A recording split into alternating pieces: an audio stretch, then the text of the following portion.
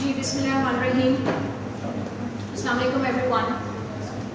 I would of course like to start by thanking Dr. Muhammad Harun Usmani, the Chief Librarian, and my own dear colleague Dr. Shahzeb Khan for giving me this opportunity to break with the academic and intellectual monotony and interact with this exciting new book.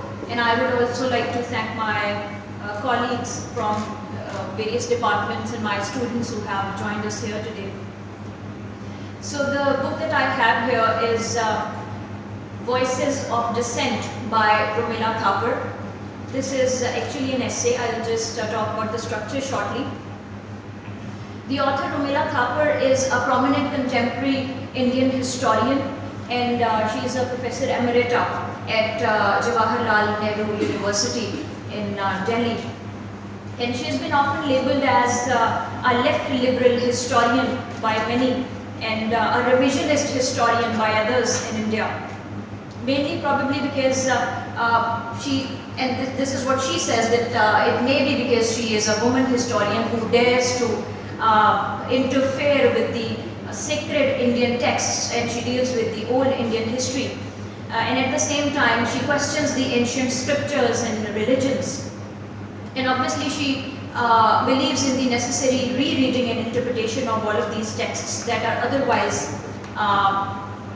thought of as unapproachable and untouchable. It may also owe to the idea that this idea of Indianness, as Dr. Thapar sees it, is an idea of plurality, multiplicity of expression instead of a monolithic identity, and we'll continue expanding on this idea throughout the talk. So the structure of this book is, this is actually based on 2 lectures that she delivered in 2019 in Delhi, and this is combined as an essay, and it's a deceptive book, I would say. It looks like a very concise and short and sweet book, but it's very dense in meaning, and it's very dense in its content, and partly because this relies heavily on a lot of Sanskrit terminologies and a lot of ideas borrowed from the Vedic traditions and cultures. So this is written with an assumption that the reader would have at least some sort of basic understanding of the Sanskrit language and also the old ancient scriptures, the Vedas and the Puranas, for example. So, and yes, it does not provide you the glossary of these terms either. So you have to pause every now and then and look up the terms to make sense of what she's trying to say. And obviously, since this was a lecture and written in the form of an essay, things develop pretty quickly instead of, she doesn't expand on the ideas very often. So this is divided into 9 sections, and it's written in a sort of a chronology to expand onto the central argument. And I'll just talk about the central argument. Before that, I think it's important that we discuss what dissent is. So dissent is a disagreement of a sort. A disagreement or an expression of protest, sort of protest, although Professor Thapar differentiates dissent from protest, and I'll just discuss that as we go along. But dissent is in opposition to the prevailing ideas or policies or authorities, and dissent is challenging the established norms, for instance, advocating for change, and it can take several forms. For example, it can be a verbal dissent, a written dissent. It can also become an artistic expression. So for Professor Thapar, dissent is mainly non-violent, and this is what she stresses upon throughout the book, that dissent is by default and by principle non-violent. And she says that if dissent had to be violent, it would have taken the form of a protest or a revolt, which it doesn't. So the central argument of this book, in my understanding, there is no single argument. She builds on at least 3 or 4 different concepts. So for example, she starts by tracing the presence of this evolution of dissent in the Indian subcontinent, and she also argues against the colonial interpretation of old Indian history as monolithic, or the religions as monolithic, and she makes a case for this inherent plurality and multiplicity within the Indian tradition.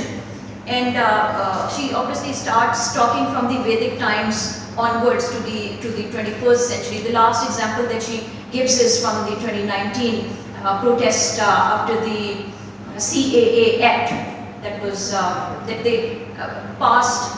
They proposed in 2019, but then it was halted because of the COVID.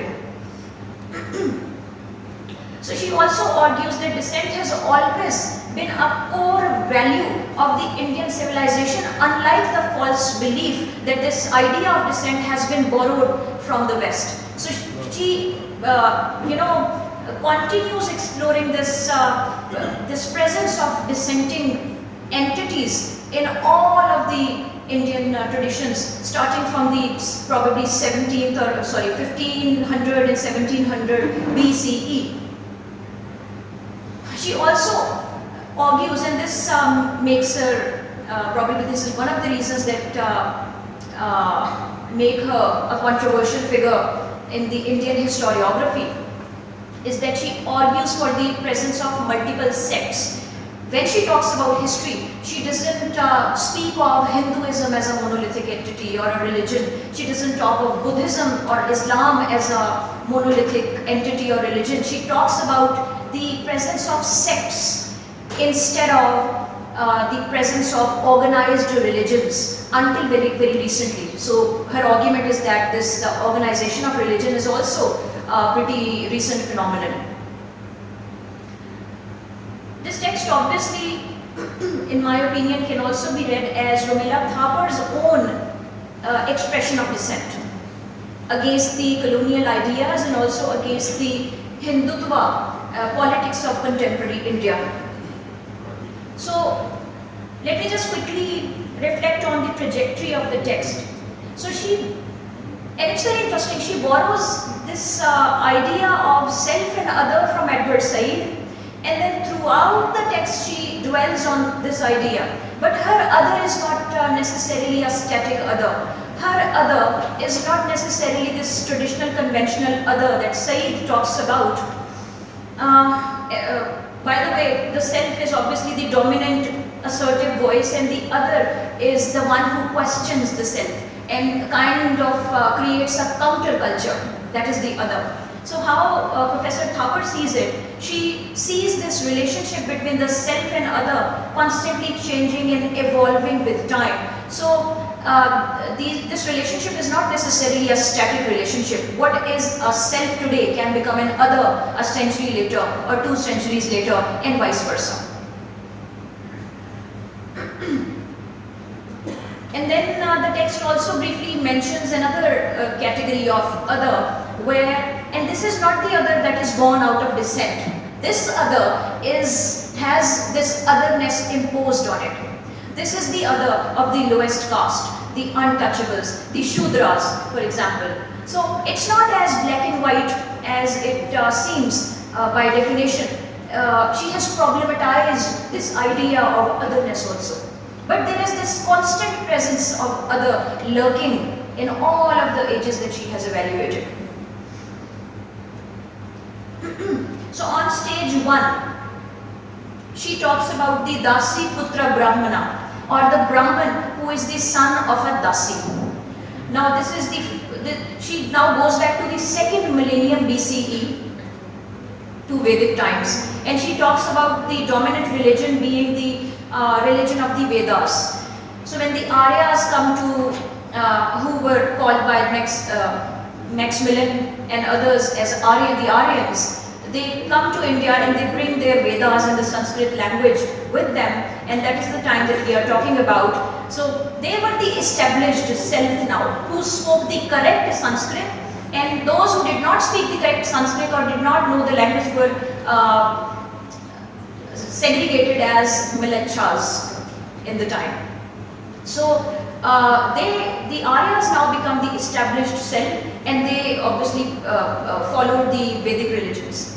The Rig Veda mentions, which is one of the 4 Vedic texts, it mentions the presence of an other along with this self, and those are the dasas. Now there is no documented evidence of who the dasas were, but most probably they were the indigenous people who were already living there, the dasas. So now the Aryas obviously practiced this high religion, and they had a moral authority over the dasas of the time. They did not worship icons, whereas the dasas were phallic worshippers.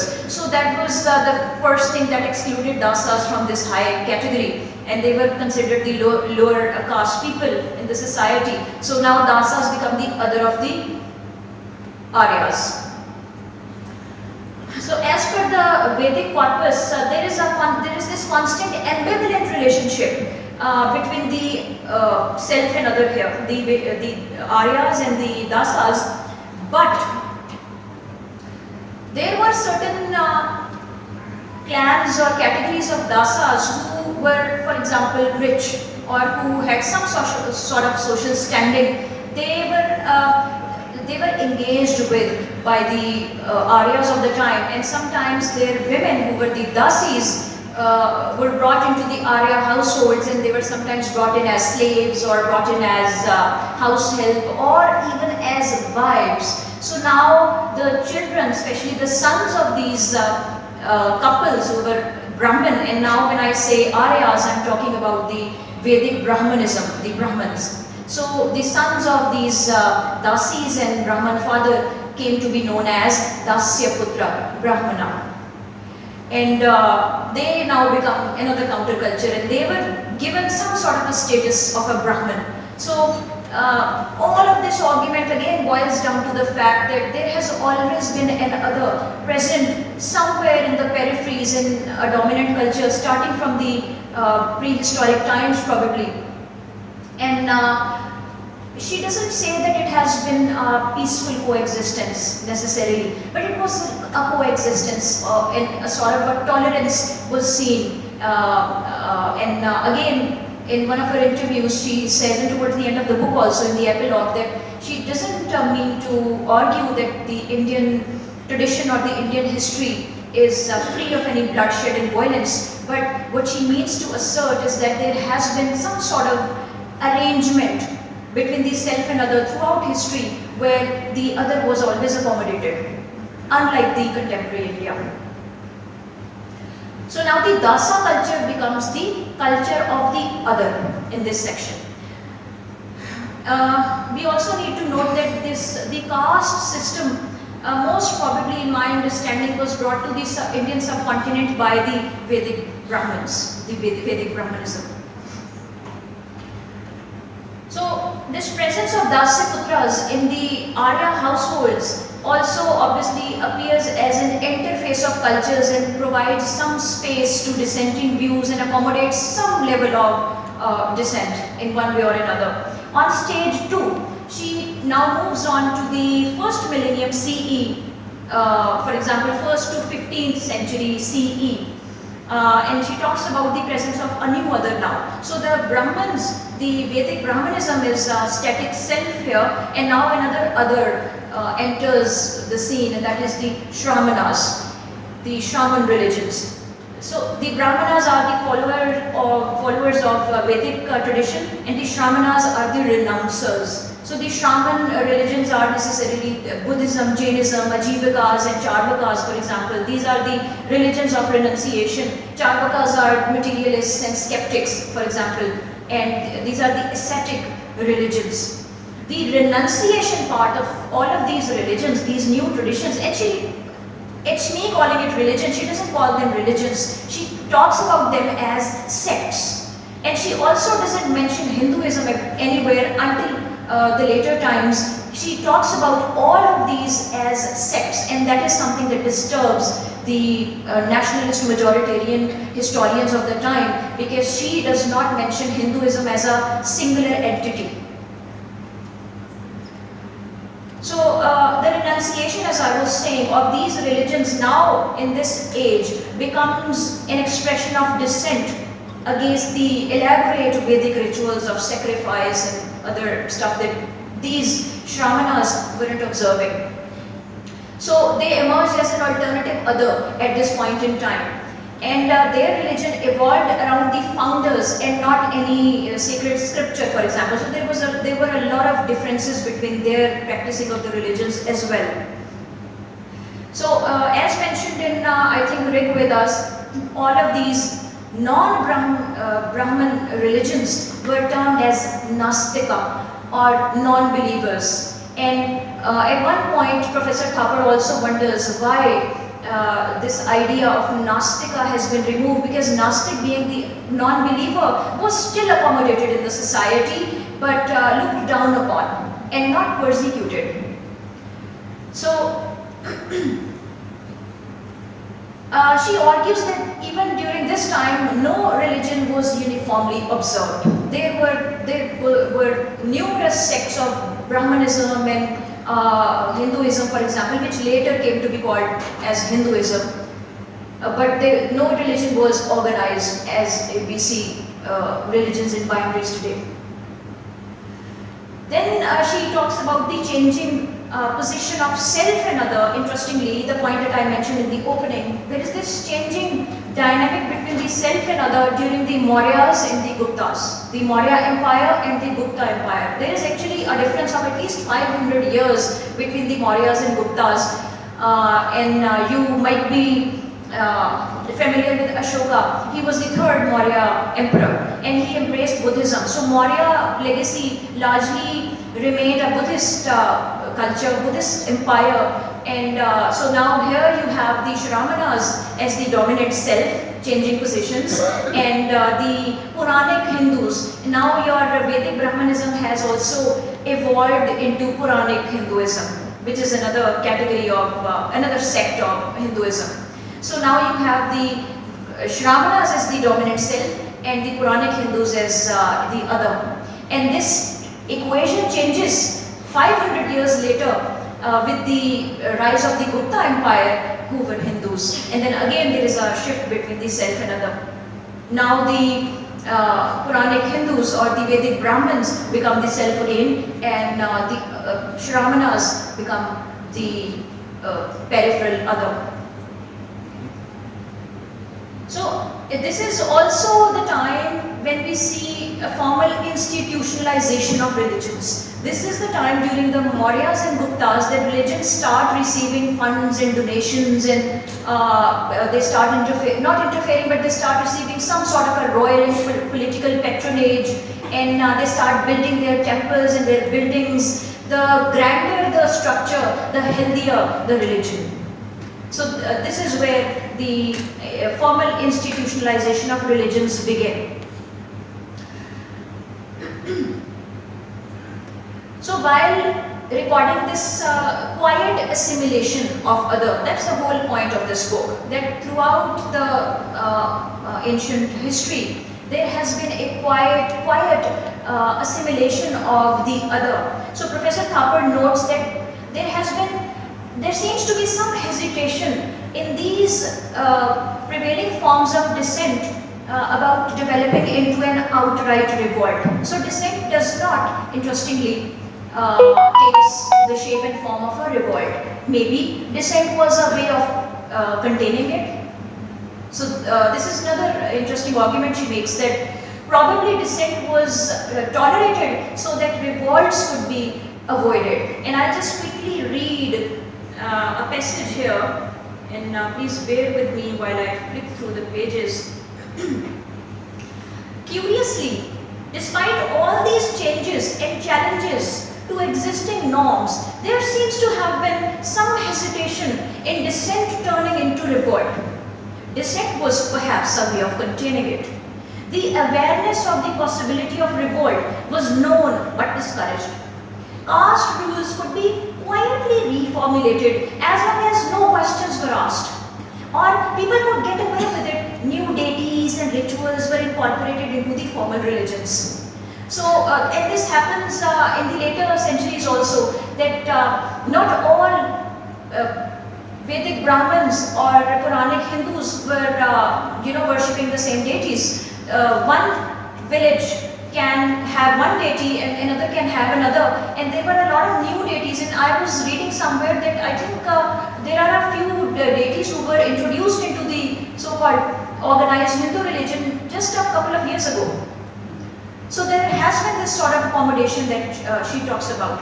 On stage 3, now she talks about the Bhakti sons and Sufi peers. Again, the Bhakti sons and Sufi peers in the 15th and 16th century CE now become the other presence to the dominant Hinduism and Islam, because they deviated from the mainstream religions, organized religions. And since we are talking about the 15th and 16th century, now there is a concept of this organized religion. So Thapar talks about the Sufi peers and these Bhakti sons, and she also draws onto the Bhakti movement in this section. She talks about them as a force of resistance and also probably a political influence. And I'll just quickly read from page 64. Neither the Bhakti sons nor the Sufi peers were founding new religions.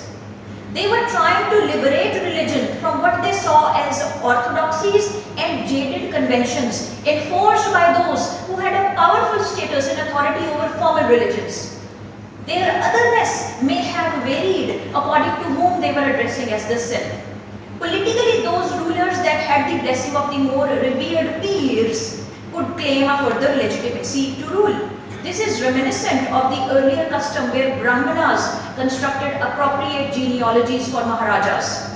Whatever the previous religious identity of their followers may have been, it was largely irrelevant to sons and peers, nor did they endorse caste conventions on both counts. They were dissenters. Oh, and she also interestingly notes another presence, another other, which is the women's sons during this time. And I'm reading from the next page in the same section. There were much revered women's sons, such as Lal Ded and Mirabai. Not to mention those in South India, whose descent as women became a kind of double descent. Socially, they did not hide their independence of thought and action, and this put more barriers in their path, and they had to overcome. Their acceptance as teachers was not so smooth. That as women, they were preaching and singing about bhakti, a new belief system, more openly being preached by men's sons, was in some sense dissent enough. But that they were asserting the fact of being women and doing so effectively took some accepting. On stage 4 now, she moves on to the modern times and she talks about the manufacturing of religious nationalism. Here she introduces two kinds of nationalisms, the anti-colonial nationalism and the religious nationalism. And I think the anti-colonial nationalism or these two brands of nationalism emerged with the formation of a nation state, for example.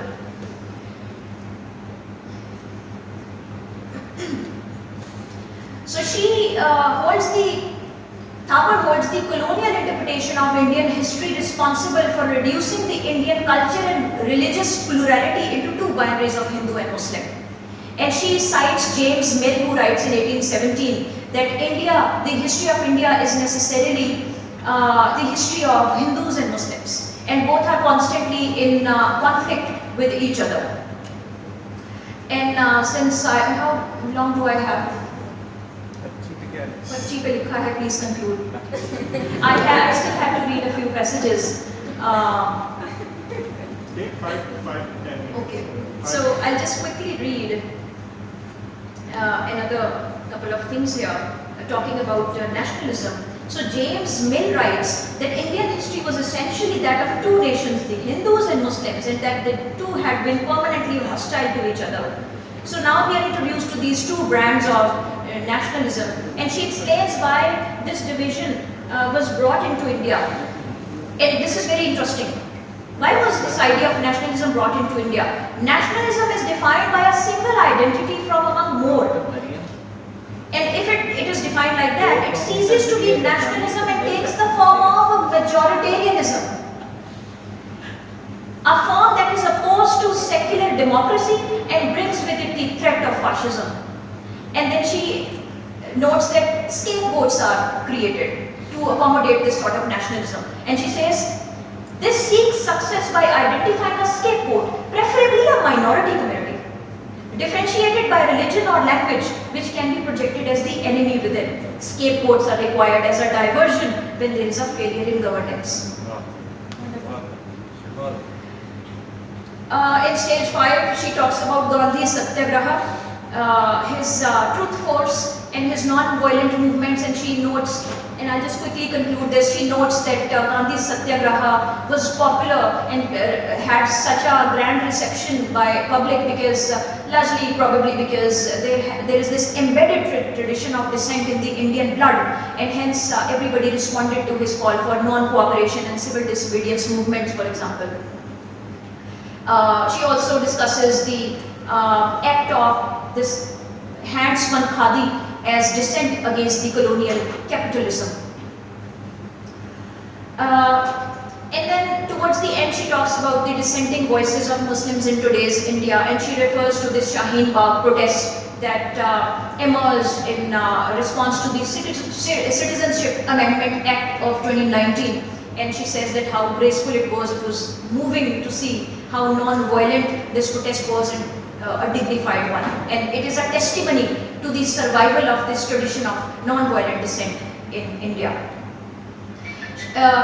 She also draws on to the idea of Hindutva, redefining Hinduism. And she says that their idea of Hinduism is the religious majoritarianism. And she says that they have attempted to redefine the Hindu identity as monolithic and uniform. And I'll just quickly wrap this up by reading. As we have seen, if religion is used as a political agency, it must have some institutional base. This emerged with the formulation of Hindutva, and that was and is the most recent attempt to reformulate the Hindu religion, this time as a monolithic, uniform religion with an unambiguous political purpose, straightforward, clear political purpose. The attempt at redefining Hinduism brought it into conformity with the colonial definition without ignoring political requirements of the last century. The Hindu was identified by the fact of his ancestry and the origin of his religion coming from within the territories of India, the current British India. So Hindus were said to be Aryas, and therefore the origin of the Aryas also had to be within the territory of India for them to be indigenous to it. The problematic statement of Tilak, who spoke of the Aryans migrating to India from the Arctic, was got round by stating that in those days the North Pole was located in Bihar and therefore the Aryans were indigenous. The question of territory became so fundamental to Hindutva since never before have there been territorial boundaries defining a Hindu or Hinduism as a religion. So I'll just skip the readings from the book and I'll just quickly wrap this up by sharing why I selected this book. Of course, it has a striking contemporary relevance to not just contemporary India but also to contemporary Pakistan. It challenges the assertive and religious nationalism, and it obviously has an interdisciplinary appeal. It plays within the boundaries of history and politics and religion and sociology. It celebrates diversity, accommodates the marginalized views and voices, talks about inclusivity, and then obviously engages with a lot of key concepts that may be of interest to many. And lastly, I want you people to think about your spaces of non-violent dissent and whether you can and will foster a culture of this civil discourse that can be facilitated. Thank you very much.